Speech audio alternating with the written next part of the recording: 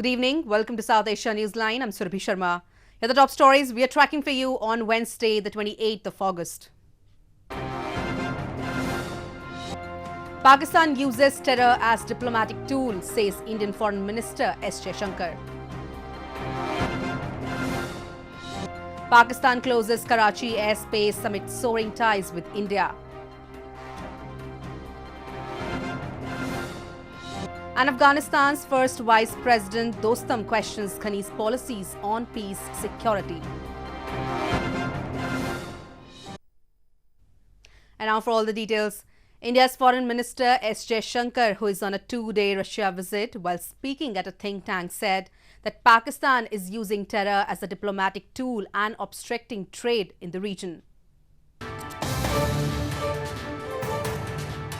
India's Foreign Minister Jaishankar, who is on a two-day Russia visit, slammed Pakistan for using terror as a diplomatic tool and called it a very unique phenomenon. Jaishankar's sharp rebuke of Pakistan came when he was asked a question on the India-Pakistan relationship at think tank Weekday Club in Moscow.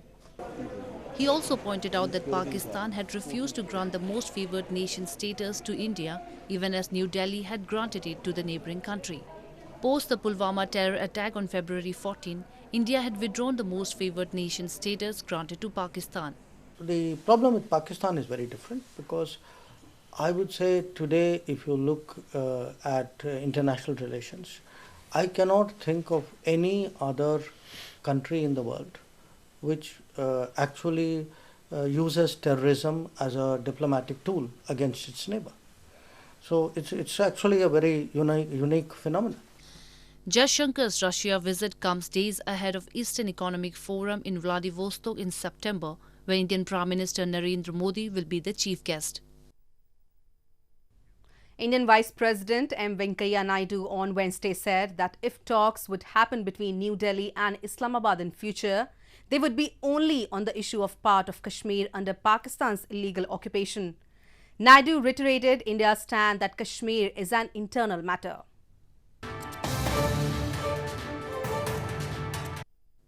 Indian Vice President M. Venkaiah Naidu said on Wednesday that if talks are held with Pakistan, they will only be about the part of Kashmir under Pakistan's illegal occupation.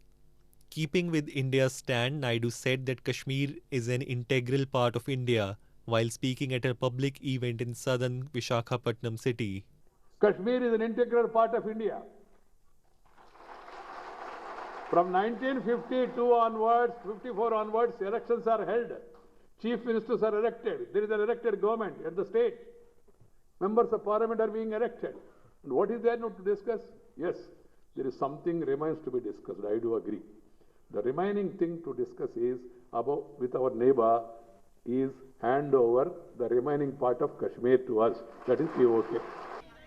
Naidu's statement came a day after Pakistani opposition leader Bilawal Bhutto Zardari slammed Prime Minister Imran Khan for his weak policies on Kashmir. He said that Imran Khan has put Pakistan in a position where they need to think on how to secure Muzaffarabad, the capital of Pakistan-administered Kashmir. In news from Pakistan, Pakistan Civil Aviation Authority on Wednesday issued a notice to Airmen closing 3 routes of Karachi airspace for international flights till August 31st. This came a day after Science and Technology Minister Fawad Hussain Chaudhry said Pakistan is considering a complete closure of airspace to India.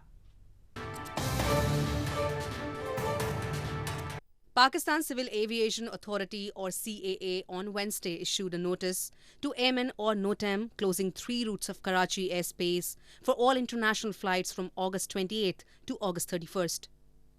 The notice has cited no reason for the closure. However, an alternate route has been suggested by the authority. The notification came a day after the country's Science and Technology Minister Fawad Hussain Chaudhry said on Twitter that Pakistan is considering a complete closure of airspace to India, adding that the federal cabinet is also planning to ban India from using its territory for trade with Afghanistan.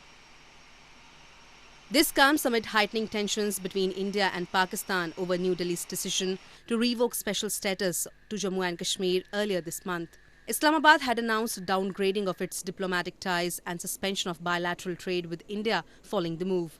Well, Pakistan has been the troubleshooter right from the beginning. I mean, we all know that the hotbed of terrorism emanates from Pakistan. We all know how they've been instigating people in Kashmir. We know all that. And I think Pakistan will attempt to create more trouble in Kashmir. And we should be very careful about that. Pakistan had earlier reopened its airspace to India in mid-July, having closed it in February after a suicide bomb attack by a Pakistan-based terror group in India led to tension between the nuclear-armed neighbours. In news from Afghanistan, Afghanistan's first Vice President Abdul Rashid Dostum has raised questions on President Ashraf Ghani's policies for the peace process and addressing the security situation in the country. This comes as ninth round of Afghan peace talks between the US and Taliban negotiators have begun in Doha. Afghanistan's first Vice President Abdul Rashid Dostum on Tuesday raised questions on President Ashraf Ghani's policies for the peace process and addressing the security situation in the country. Addressing supporters in the northern province of Dostum, Dostum said that there is a dire need to expedite efforts for bolstering the peace process in Afghanistan. This comes in reference to Ghani's recent comments at a campaign rally where he said that he will bring strongmen to their knees. Former warlord Dostum has been a key player in Afghanistan since the early 1990s and first vice president under President Ashraf Ghani since 2014. His political reputation was badly damaged in 2016 after his former aide Ahmed Ishchi, who was once the governor of Dostum, accused him of sexual assault. Moving on to news from Maldives. Maldivian Planning Minister Mohammad Aslam has said that the government will soon begin to interconnect and develop all the islands in the country. He said the initiative will be part of the National Development Plan to boost the economy of the local islands.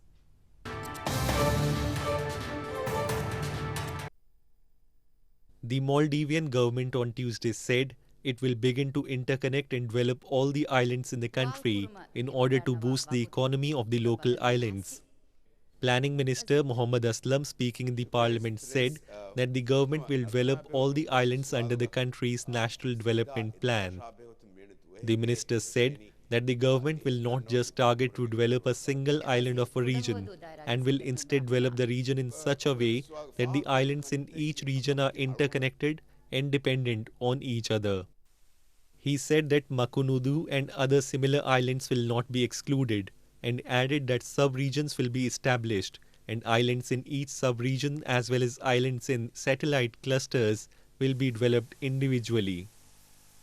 The Maldives consists of 1,192 small tropical islands that cross strategic shipping routes, and it has a richly diverse marine environment. A group of protesters rallied outside the Brazilian consulate in India's eastern Kolkata city on Tuesday against Brazil's president's response to the Amazon fires. The demonstrators also demanded protection for the Amazon rainforest, which has been on fire for the past month.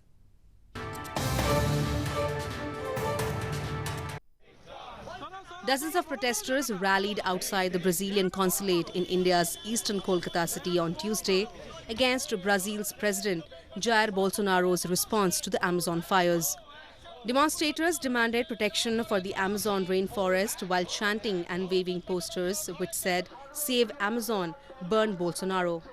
Fires in the rainforest, mainly in Brazil, have been raging for the past month, drawing international concern because of its importance to the global environment.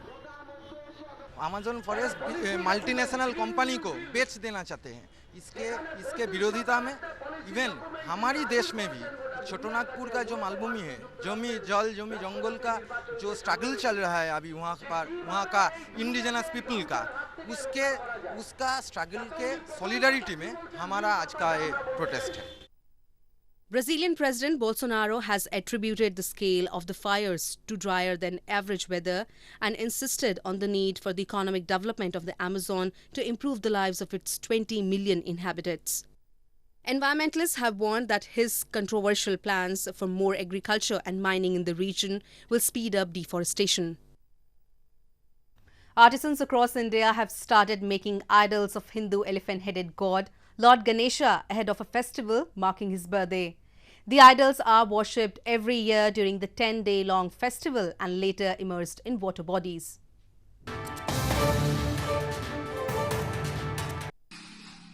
Artisans across India have started preparing the idols of Lord Ganesha ahead of Ganesh Chaturthi, a 10-day-long Hindu festival celebrating the birth of the elephant-headed god.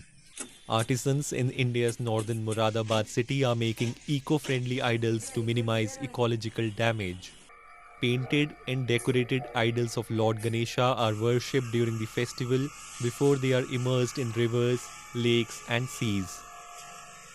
आज ये मिट्टी की मूर्ति बनाते हैं हम वो भूसे उसे लगते हैं नाले के बांस लगता है उसमें खाने वाला कलर लगता है वो मूर्ति बनाते हैं बड़ी बड़ी मूर्ति 11 फीट है 10 फीट है 5 फीट है 7 फीट है फीट की है 1.25 फीट की हर तरह की ऐसे बनाते हैं.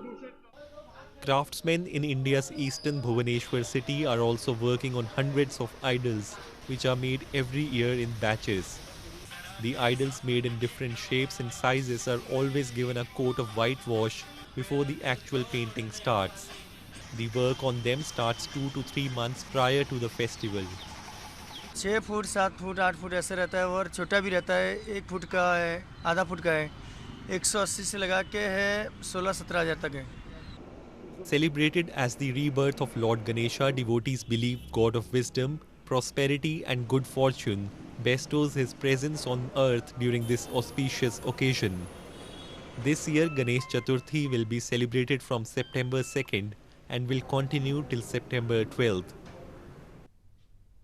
Indian shuttler Pusarla Venkata Sindhu, who scripted history by becoming India's first badminton world champion in the women's singles in Basel, said she is eyeing Tokyo 2020 Olympic. Sindhu beat Japan's Nozomi Okuhara to win the women's singles.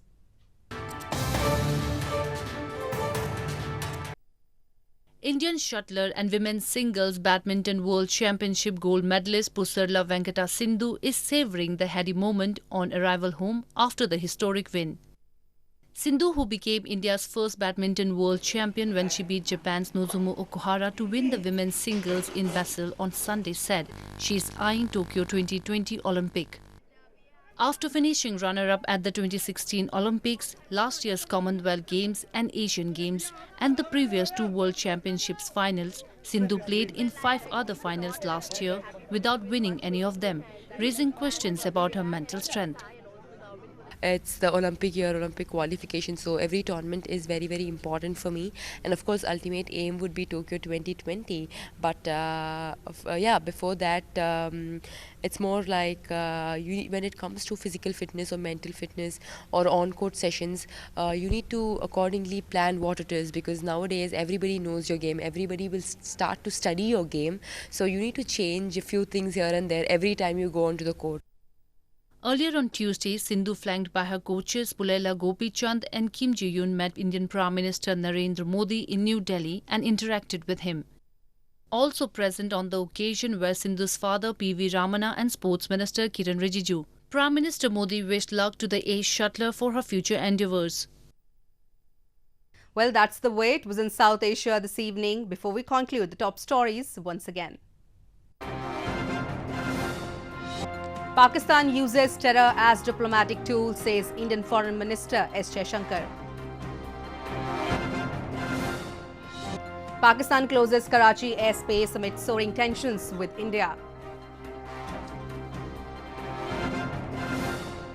And Afghanistan's first Vice President Dostum questions Ghani's policies on peace and security. Now our viewers can watch the show on SouthAsiaNewsline.com. You can also visit us on Facebook.com/SAsiaNewsline and follow us on Twitter @SAsiaNewsline. That's all in tonight's edition. We will see you same time tomorrow. Good night.